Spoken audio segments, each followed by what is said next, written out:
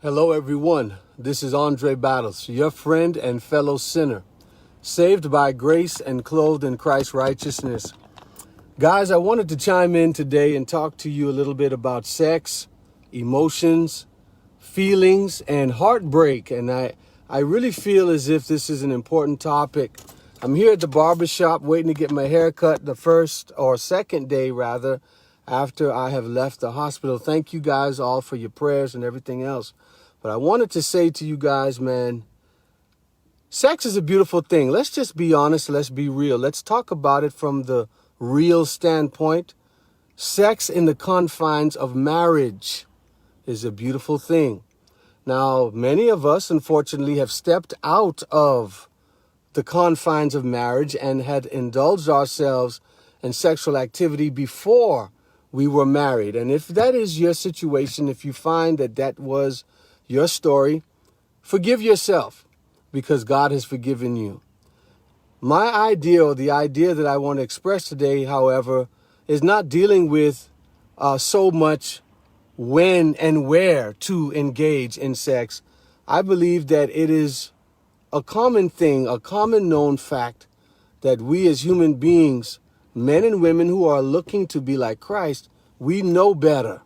We know that we ought not to be engaged in sexual activity with someone when we're not married.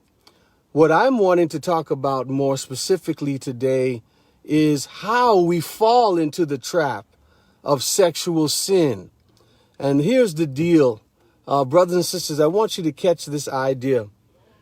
Men are normally attracted and enticed through their eyes, through physical contact. We are agitated through what we see. Whereas women, you guys are tempted or drawn into a desire for sexual activity based on mental stimulation. I mean, of course, there are exceptions to this rule, but in general, this is how it works.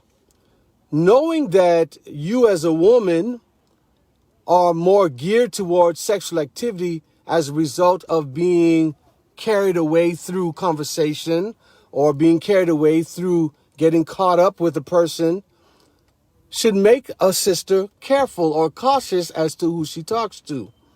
Men, knowing that we are more agitated towards sexual activity through our eyesight and what we look at, should make us be more cautious as to what we view, what we put in front of us. You know, there are things that we sometimes do not consider or we overlook when it comes to our relationships with the opposite sex. Again, there are individuals who are married that have inappropriate relationships with the opposite sex. I used to be this person in my first marriage. I would have inappropriate relations with women that I was not married to.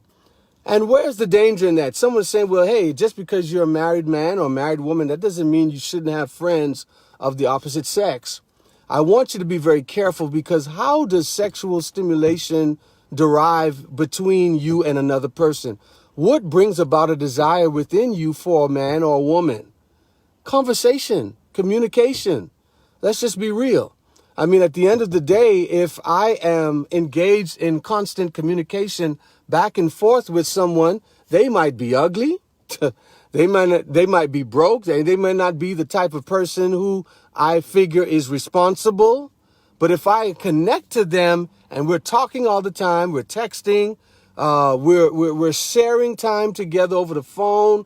When I'm in trouble, whether it's financially or emotionally, I run to this person and I tell them what's going on, or I'm sharing the issues that is in my marriage with this person of the opposite sex. I am developing something. I'm developing emotions for this person.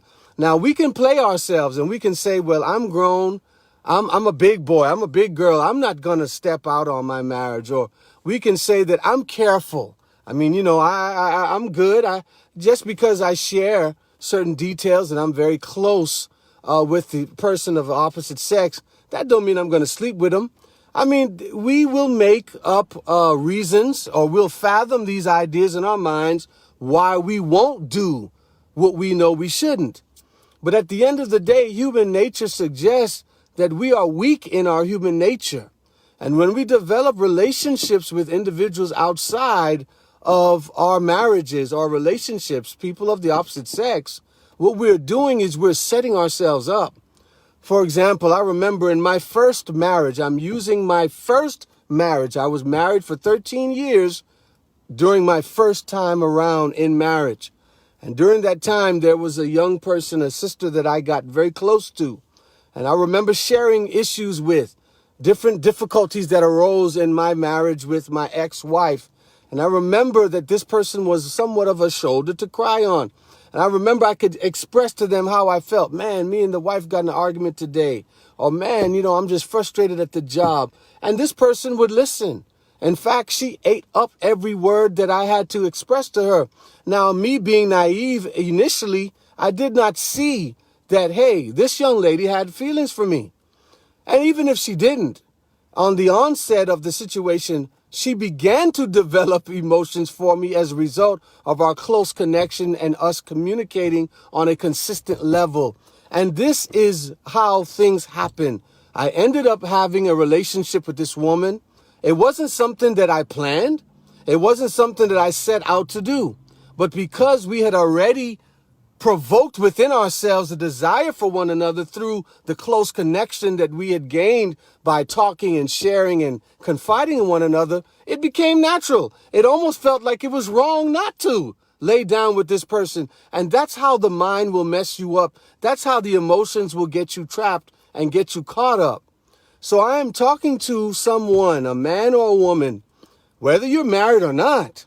I'm talking to a man or a woman because, again, we know that sex was designed to be an activity between a married man and a married woman, between a married man and woman, two individuals that are married to one another. Not that I'm married to someone else and you're married to someone else and we just want a little bit of extra curricular activity outside of our marriage, so let's get together. No. Marriage and sex were meant to be together, meaning that individuals who are married together or married to one another are to be engaged in sexual activity. But here's the thing. Why? What's the big deal? We're emotional, we're physical, we want and need physical contact, right? And we do. The thing about it is this, my brother, my sister, someone that's listening that perhaps may be caught up, and I was caught up too. I don't want you to feel condemned or to think that I'm trying to condemn you, because I am a sinner. And I tell you this every time I speak. I say, your friend and fellow sinner saved by grace, because I want to encourage you. The reason why God would desire for us to obey him in the area of our sexual activity is because when you unite with a person sexually, you are not only uniting your physical being with that person, you're not only uniting your sexual organs, you are uniting your spirits, you are uniting your thoughts, you are uniting your feelings and emotions, and you get caught up with someone. And let's just say that that person is not loyal to you. Let's just say that it's just casual sex, but there's still an exchange. Now, someone is saying, well, I'm not married to my girlfriend, I'm still having sex with her. Or I'm not married to my boyfriend, but I'm still having sex with him, and we don't cheat on one another. And we're not dipping in other pots, if you will. Well, here's my thing. If you love this person, and if this person loves you, and you are already engaged in activity that married people do, why not marry this person and do it legally? Do it with a clear conscience rather than to do something before your time and to steal from yourself, from that other person, and from God, because God created sex to be a part of marriage.